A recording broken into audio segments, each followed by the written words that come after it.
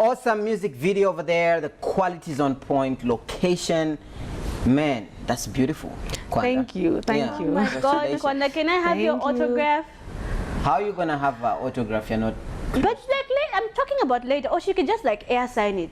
Okay. But like you can send it via WhatsApp. Like you can send it when I have talk time. Oh. Eventually I'll buy bundles. When you have and talk get time. the autograph. That is why we don't allow kids in studio. Okay. What would you say is one of your most defining moments in life? Let's see. One of my most defining moments in life. There's a time that I was going through stuff. Actually, I think, let me just say, that's where the song came from, Nali Chimfia. Yeah, so there's a time that I was going through some stuff in my life. I really needed a job. Yeah, let me just, I needed a job, like, very much. So I sought for a job for about 3 years. Yeah, and I had the papers. Everything was good. Yeah, and I couldn't just get one. I prayed, I fasted, I did everything I could, but I couldn't just get any. Yeah, so I tried. I would take applications here and there.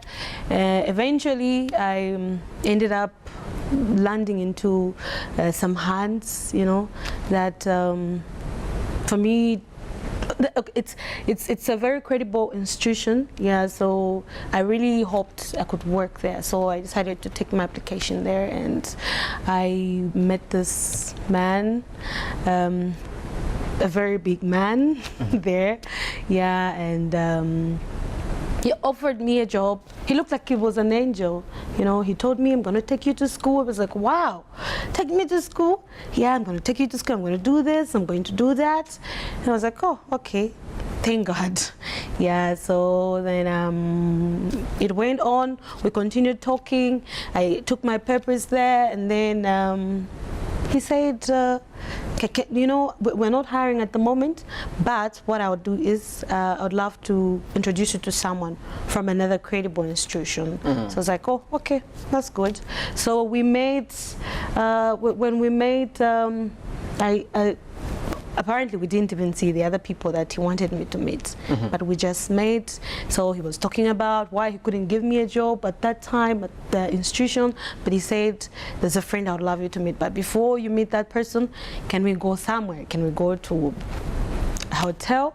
You know, you scratch my back, I scratch yours. Because I really needed that job. Like, I really needed it. And so he said, you scratch my back, I scratch yours. I was like, oh, okay. I had to, I was like, I really need the job. But then I was like, okay.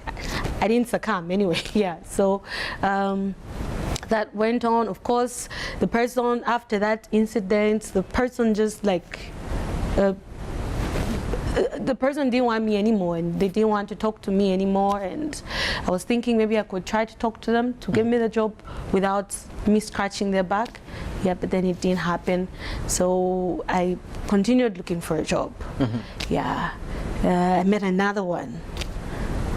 It's a very credible institution, and I was like, wow, I'd love to work here. I've always wanted to work at that institution, and I just said, oh, wow, this person wants to help me. So I took my papers there. They looked at it. Were like, wow, this is good.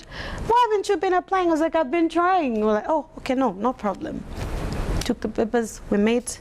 The person went through, and he took them to the person who was supposed to go through. The person went through, like, no, they're good, they're okay. I was like, oh, okay. And at that time, there was a public announcement, rather there was a public advert. Yeah, so I was like, I mean, it's not going to be complicated anyway. There's an advert, and I've just come at the right time. Yeah, so. But then the person wanted to, you know, like scratch my back and scratch yours. It's like, oh God, I'm looking for a job and I'm believing you for a job, and I really needed a job. Like, I really needed it. And they wanted to sleep with you? What do you mean scratch your back? Okay, yeah, so it's that thing where somebody tells you, you know, you have to be my girl, you know, if we can just get to bed, you know, I'm going to give you a job. Yeah. it was serious. Like they really wanted to get me to bed. Yeah, so I didn't succumb. I ended up losing those 2 positions, very good positions, and at very credible institutions. So I just said, okay. What institutions are those? I can't mention. It's classified. Okay. Yeah. So, but then, so after that, I still continued applying. Sometimes I would feel better, I'd be like, God, maybe I should have just taken that opportunity that came, you know. Yeah, I look at my to go and friends. scratch their back. Yeah, but then still I held on to the faith, and I held on to what I knew was right for me. Yeah, so until I think after 3 years of struggling to look for to get employment, I saw an advert in a newspaper, and I applied for a job. Before I even went, I was in a different town, and the job was in another town, so quite far, like they were apart from each other. It's not that province where you just, you know, you get into just some few hours you're there. I was somewhere very far from where I needed to get a job. Yeah, so I was like, I think I'm going to apply. So I was praying, and I was, you know, I was praying, and I was fasting, and I was believing God for Him to do something for me relating to the job. Yeah. So when I saw that advert, I said, I think I'm going to take this one.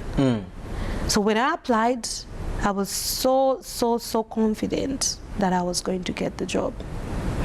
I had not gone for interviews, but when I started off, as I was about to go for interviews, I went with my bags, everything from that town where I was to where I was supposed to go. By faith? By faith, yes.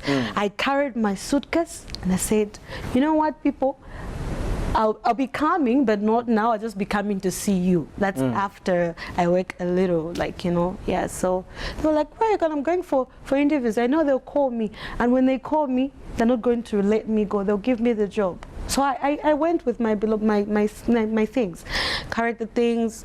They supported me. They're like, oh, okay. I was so confident anyway. Yeah, so came to Lusaka. Yeah, so the province that where I needed to get the job was Lusaka. Anyway, I came to Lusaka, attended the interviews. We were about 23 people, did the interviews 2 times, like were interviewed 2 times. Then I got the job. Wow. So I didn't even go back home. I got the job, worked for a while. Then I decided to go back home just to say, guys, can you see, can you look, can you just, this is what God has done for me. And from the time I started working for that company, I worked for that company for 5 years. I'd never paid rent. Wow. Yeah. So they paid, they sort out everything for yes, I'd never paid rent, and it was just amazing. But earlier, when the CEOs of those companies that you brought up wanted to sleep with you and give you a job, why didn't you do it? I mean, it's just one night and you get a job. It's just one night. Why didn't you do it? Why I didn't do it? It's because it's not what I wanted. Yeah, I knew what I wanted, and of course I really wanted the job, but I knew there was a better way of getting the job than the offered way. So it's not what I had believed in, or it's not what I had hoped to. It's not the means I had hoped to use to get the job. I knew I had purpose, so I couldn't succumb. And but young people out there are watching, and they're saying, Kwanda, you don't know how life has been for me. It's been horrible. So if I don't take that opportunity when somebody says, scratch my back, I scratch yours, maybe there'll never be another opportunity. I'll just be staying home, being mistreated, and I need to pay rent. What word of advice would you have for such young ladies out there? And you know, even that men. situation is very real. I know it is real, and I know it's there because I've been there, you see. But then one thing I would advise, or I would tell people out there that are going through something that I went through or something like that, is to never lose hope. Just continue holding on to what they believe is right. Yeah, they just have to continue holding on to what they believe is right. Yeah, the sun will shine again, you see. It may take long, but God knows everything, and He cares for us, and He said that He will never leave nor forsake us. So it may take a while, it may take even years. It took 3 years for me, you see. I struggled, you know, I struggled. I can't say that was nothing. It was really something. So even some people that are going through the same things, I would encourage them to just hold on, that one day it's gonna be okay. Just one day. They have to continue proclaiming, they have to continue believing, they have to continue saying what they want to see happen. They have to continue declaring it.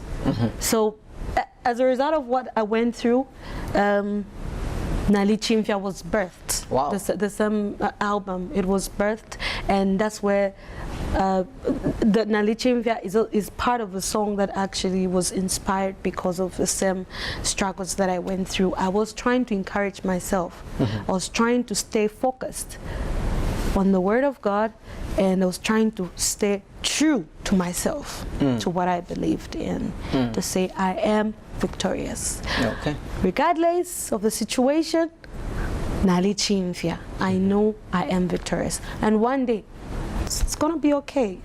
Yeah, so. It's gonna be okay. Yes. It always, you know, the good day always comes. Yeah. Okay. Yes. I love that. Yes, well, I'm What? really inspired. Just like listening to this entire story as a young woman who's, you know, about to... Who's a teenager? A teenager, okay, let's not emphasize on that. Who is about to become a young woman. I'm really inspired to just keep on pushing and believe, you know, in God for what He has in store for me. So thank you so much for sharing your So story. cut your nails, no scratching backs. Wow. It's not only nails that you use to scratch backs. You can't get it. It's a punchline. Yeah, it's okay. It's okay. It's fine. It's cool. Yeah, no. No one says cool anymore, Dad. We say it's laka. Laka. Yes. Laka. Yeah, But what it's about laka. when you young people say, "Una pay for"? Do I pay for? What's that? You've performed. Yeah. So you don't. You said with like swag. You know what I mean? Yeah. You performed. You perform. You are performing. What's that? You Then got stages. no, like okay, yeah, stage obviously, because obviously I'm being dramatic in this particular situation. But you're misbehaving. So Yeah. like there's like a young people dictionary. You need to Okay. learn a couple of things. I'll teach. Yeah, you teach me. Yeah, But definitely. most importantly, what Kwanda says is real. You know, young people out there want extra money, and sometimes they'll do things that are extra sinful to get that money. So yeah, let it be a lesson not to do that. Cut your nails. I'll cut my nails. Yeah, no scratching. No scratching. Anybody's back. I promise. Okay. Yes. Good stuff. So where can people get the album? The album is available at Nico Shine, Kamwala, near the Kamala bus stop. And they can also get in touch with me, and I'll be able to... What's your Facebook handle? Kwanda. Just Kwanda. Kwanda. What does that name mean? Well, Kwanda is... I was named after my grandmother, yeah. So Kwanda is a name that... It's a Luchazi name that means to pluck. To pluck. To pluck or to Kwanda. pick something. Yes, Kukwanda, yeah. Wow. So what are we plucking? Well, we're plucking the blessings. Okay. I need to take this girl for some ice cream, my play daughter. I don't want You ice wanna cream. join us? You don't want ice cream? No. What do you want? Hungry lion. Hungry lion. I want hungry lion. Okay, let's go. Let's go. You wanna join us? Yeah. You wanna Kwanda with us?